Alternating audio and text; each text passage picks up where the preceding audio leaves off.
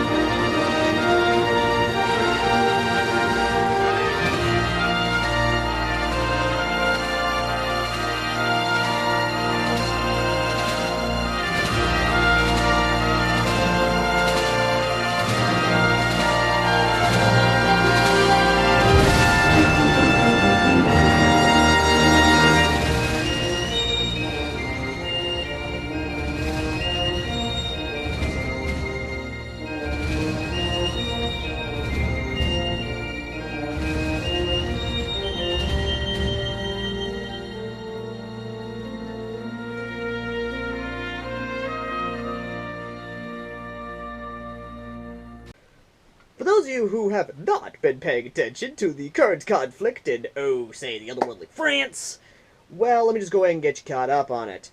The otherworldly French, well, they're kind of getting their asses kicked, or was until America came in and showed them how to fight in the jungle. And fighting in the jungle they are, because, oh my god, it is so good! But the best fucking thing about it is that they're holding the line. They're showing the elves exactly, even though our Apaches ain't bombing the shit out of them, does not mean they aren't kicking their ass. And what I mean by that is that now the ground pounders got their time to shine. It's time for the Army to step in. That's right, U.S. Army. And while it ain't the Rangers yet, they ain't meaning that the Rangers, the Green Berets, they ain't gonna get their time to shine. I know they will. But, moving on. What's happened? They got a defensive line. They're hitting tanks as soon as they come out of that tree line. They're hitting them with tows. They're hitting them with javelins. AT-4s. They are realizing pretty damn quick that the U.S. military, especially the U.S. Army, the ground pounders, because we need you in the Army, they ain't playing around. They're holding the ground, and they're showing them exactly how well they're doing it. Even with a couple Humvees, some M2 brand of machine guns, the My Deuce, they're holding the line. Until a fucking sniper. Oh, you fucking camping bitch! It's a legitimate strategy! Yeah, you heard correctly. We got a camping sniper out in the jungle picking them off. And of course, apparently it's a reincarnation of Simo Hi-Ha. Or Simon Hi-Ha. Or, ironically enough, his name is actually pretty, essentially a White Death. Excuse me, what? Yes, you heard correctly. White Death apparently has been reincarnated and is fighting with the elves. Oh dear. Which actually makes sense. Before we continue, let me just go ahead and give you the historical context. The Finns were actually allied with the Germans to fight against the Russians during not only the winter, after the Winter War, which of course was the continuation war. After Finland actually kicked out the communist sons of bitches out of Finland, some actually did volunteer for the Wehrmacht, and actually did fight for the Wehrmacht.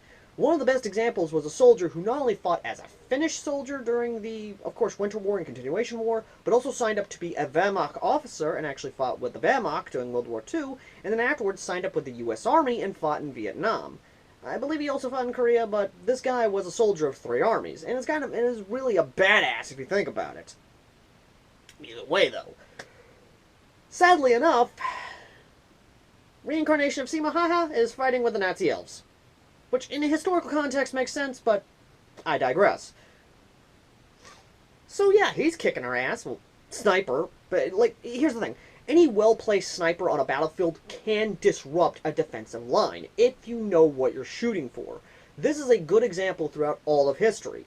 During the First World War, snipers were known to pick off officers, sergeants, or anyone in charge. World War II, snipers especially went off after commanding officers.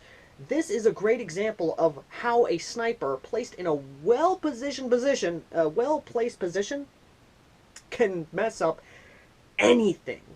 There was even a famous sniper battle between a U.S. Marine sniper and a Viet Cong sniper. No joke, snipers are the efficient killers, hunters of the battlefield. And the U.S. military, especially any military who has had good trained snipers, can attest to that. And I bet you anything, they're going to send in their best snipers. I'm not saying the U.S. military ain't going to send in not only, of course, the SEALs with their snipers, but also probably the Army with their snipers, the Marines with their snipers, to hunt down this one son of a bitch to try and take him out.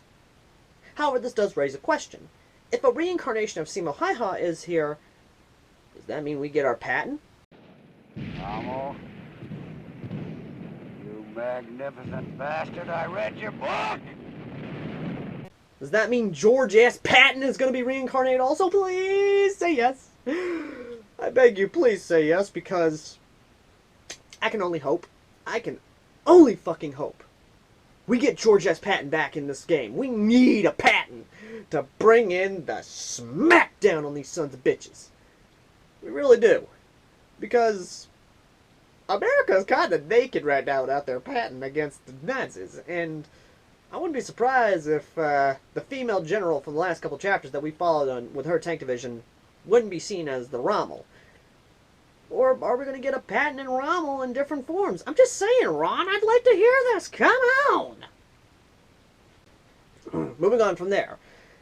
Sadly enough, we do lose a couple AT Humvees, which, yeah, now the line's deteriorating.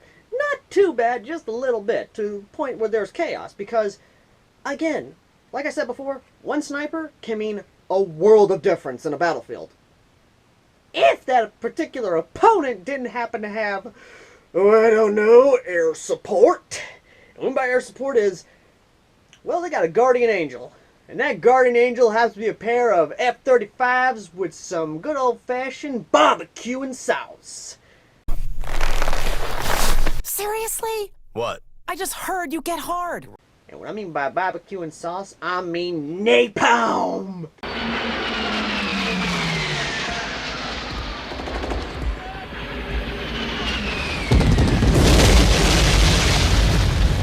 Napalm sticks to elves! Napalm sticks to elves! That's right, ladies and gentlemen, they call in Guardian Angel and he comes down with a pair of napalm bombs. They barbecue some elves. Oh, it's so good! And the best part about Ron is that he puts in the best references possible. The commanding officer of the American forces says this line right here. I love the smell of napalm in the morning.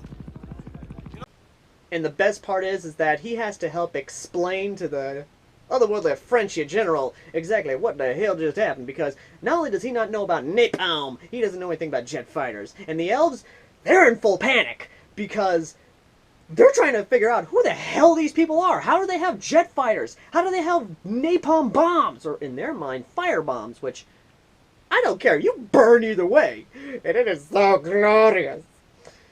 And the line is now on the push.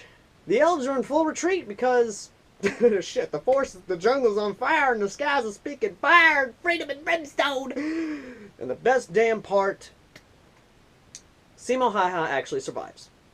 So who knows? We might get more of his story in the future. I'm hoping, but that's not where the story ends, folks. Oh no. Chapter 38, we actually find out more about, well, right now we are into Chapter 38, speaking story-wise, but moving on. We then go back to the present, who gets a nice little update. The war is going in America's favor, we only got wounded, not a lot of dead, and we only lost 3 Humvees. And the rest of the U.S. Army's on its way, as well as the 101st Airborne 82nd Air Camp. Woo!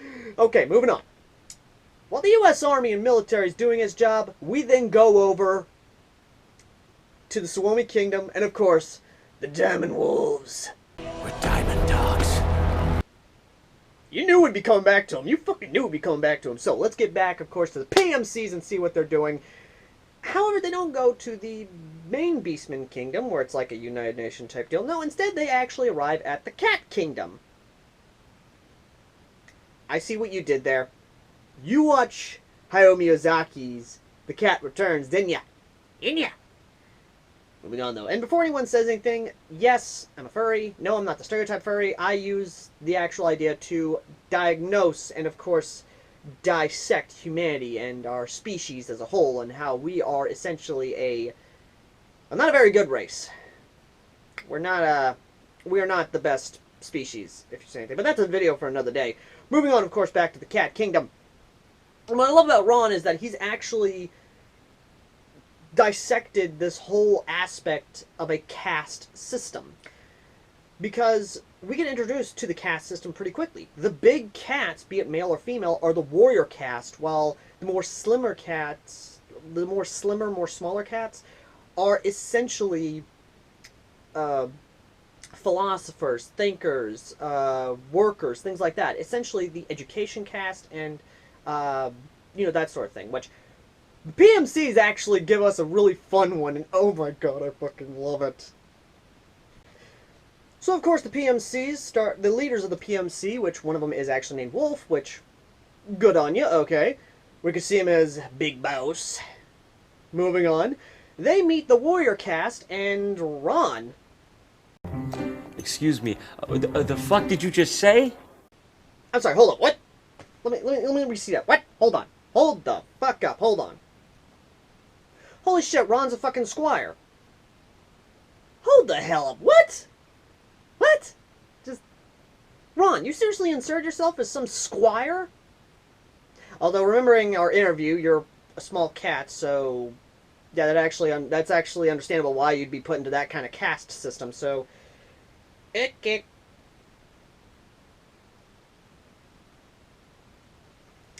Anyway, so we get introduced, of course, to the leader of the warrior caste, and it's a lioness. And the best part is that she challenges them to show off their weapons and skills. I swear to God, if this is going where I think it's going, I'm gonna enjoy this. Anyway, they pull out their weapon, which is an AK-47. I'm sorry, what?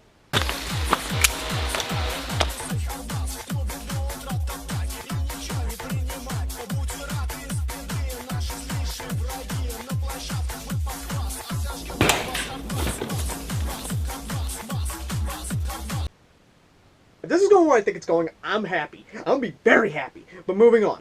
He introduces the AK-47, which uses a 30-round magazine, fires 7.62 by 39, and has a cyclical rate of 600 rounds a minute.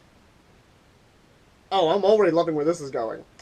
So, they're already interested in the gun, this blackened steel gun of wood, which probably is mahogany. I'm joking with the mahogany, but, my fellow TFS fans, you know what I'm talking about. You know what I'm about. Yeah, moving on. So she goes at the armor, slashes at it 500 yards, which, okay, yeah, that's not bad. Ain't too bad. Okay. But what does our big boss do? He flips that sucker to full auto and lets all hell break loose. And cracks that iconic crack of that AK bolt slamming into the metal body. Just,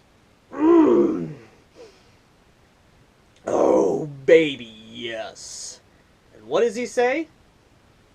Actually, hold on. Let me see what he says. Hold on. Let me actually read you an excerpt from the book itself, because I'm trying to remember myself.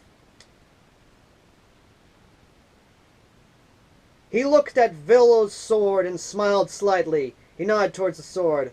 This is a weapon of ancient warfare, made to fight the enemies of 500 years ago in my world. Ahab held his gun out into the sky. This is a weapon of modern warfare, the AK-47, the most dangerous weapon of mass destruction made to kill the enemy mercilessly, effectively, and at long range. Developed, perfected, and replaced the sword as the main weapon of the world. Ron, you son of a bitch! Stargate. You quoted Stargate. For those of you who don't know what I'm talking about, here's the clip. Is a weapon of terror. This is a weapon of war. Yeah. And that's where the chapter ends. And before we end the chapter, I want to take a look at the comments section because I want to see exactly what people thought of this chapter. Let's see here. Let's see.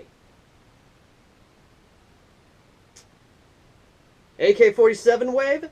You goddamn right on that. Let's see. Hello, what the hell?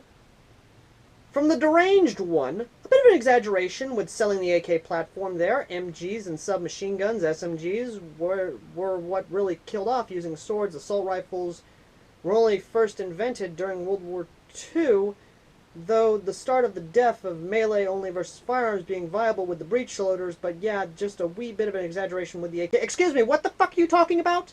Now you fucked up! Now you fucked up! You have fucked up now! Motherfucker, do you not understand PMCs? Deranged one, I'm not being disrespectful to you, but I am calling you a fucking idiot. This isn't the U.S. government, okay? Here's the thing. The U.S. government would sell surplus guns, i.e. World War II, and of course what you would call breech loaders. Here's the thing, though. That's the U.S. government. PMCs, on the other hand, private military companies, point to any country in Africa or any part of the Middle East where a PMC unit has been active, and look at the guns they've sold to people who have asked for their services, be it logistical or even military. PMCs have sold AK-47s because, well, 3 reasons. Number 1, they're stupid-proof. I'm not joking on that. The AK-47 is a stupid-proof gun. Any idiot can use an AK-47, or any sort of AK platform. Let me give a good example of this. Look at the AK and immediately ask yourself, where's the bolt? The big thing here is the bolt. You go to pull it back. Oh, it stopped itself because this is up. Let me put that down. That's the safety. Let me load in a magazine, which is like rock and lock. Then pull the bolt. And then I go to shoulder it. The sights are lined up perfectly, so when I look down the sights, they're right fucking there. Go in the first click, it's right on there. Go to pull it. Oh, that's full auto. What do I do when I put it all the way down? Bop, that's semi-auto. Put it all the way up. Trigger's not moving. Stupid-proof gun. And is reliable. The AK-47 is a reliable gun, and even if you drop the thing in sand, or water, or mud, the thing will shoot. Yes, I know Forgotten Weapons video. I know InRange TV did a mud test on the AK-47. I know that. Not the point. The point is, the AK-47, particularly the AK rifle itself, is a prolific firearm because it's stupid-proof. It is stupid-proof. Even a child could use it. Again, point to any country in Africa. Like seriously, point to any country in Africa, or even the old USSR, Warsaw Pact nations, and you'll understand why the AK is such a good gun. Hell, even in fucking Cuba, there's a ton of AKs. Because again, stupid-proof gun. Moving on. Point number 2. Cheap to produce. The AK is a stamped steel firearm. It's not like, oh, I don't know, AR-15 M4 platform, which is not only aluminum, mind you, but also polymer. Do you have any idea how much an M4 actually costs to produce for the U.S. military versus an AK? An AK produced, if you actually look at it, the AK has simple parts. Simple parts that does not require a lot to do. The M4, on the other hand, requires a lot to maintain.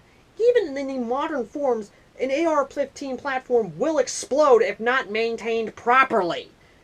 I know that's a bit of a... yeah, because I know a lot of you are going to immediately point out the fact that an AK will also malfunction, but if you look at the difference between the two guns when put on full auto and they are firing constantly, yeah, both guns actually do work out pretty damn well. But the AK will still fire, and will essentially turn into a single-shot rifle. Yeah, even then, it's essentially a bolt-action gun by that point in time. The AK is will work in his... Moving on. Also, third and final point. Why the AK? Why they sell them AKs? Here's the thing. They're a PMC group. I've said this many times before. PMCs are not the same as the U.S. government. They're not the same as the U.S. military. They are a private military for hire. And they don't get held to the same standards as the U.S. military. And here's a little fun fact. The CIA actually uses PMCs, even our U.S. government uses PMCs, to sell weapons to certain people. They actually will do that. And even if the PMCs get caught selling weapons to people, they just get a slap on the wrist because the U.S. government and any sort of governmental group needs PMCs to move merchandise to certain areas. Again, Africa's a good example. Moving on, though. When you hire a PMC, in this case, the Sonomi Kingdom has hired the PMCs, probably with gold, to essentially train their military, to help them fight the elves. So at this point in time, they are put into a logistical role. So when you hire a company to give them something to help them fight the elves, they're going to give you something they know will work, i.e. the AK-47. So unlike the U.S. military, the PMCs will in fact sell you something that they know they're going to do. You've bought a service, they're going to give you your money's worth. Again, Africa. Fucking Africa's a good example of this. Moving on. So, with that out of the way, what is going to happen next?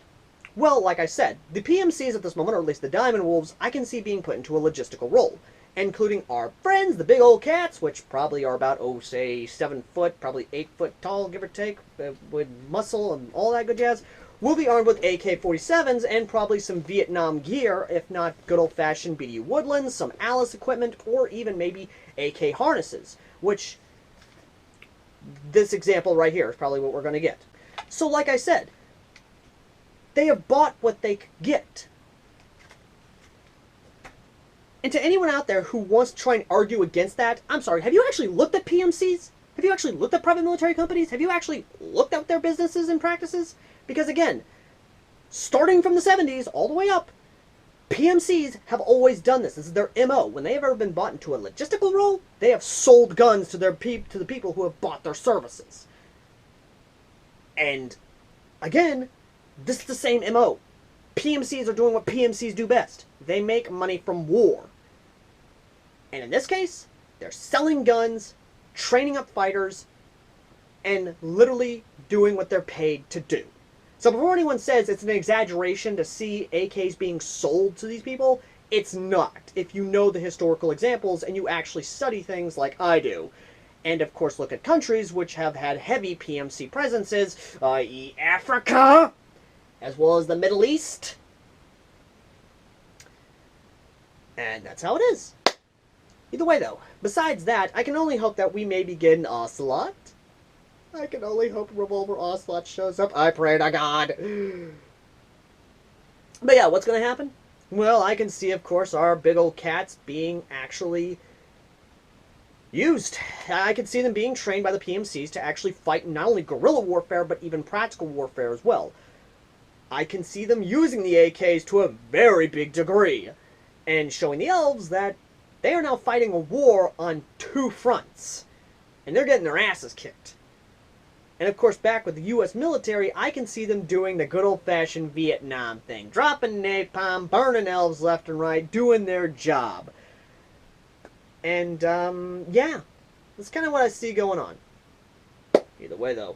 Thank you all for watching. As always, I've been AirsoftAL. Let me know what you thought in the comments section down below and how much of an idiot that guy is, and your experiences, or at least your knowledge of PMCs. Because, again, I only know about the American PMCs and their involvement with, once again, Africa.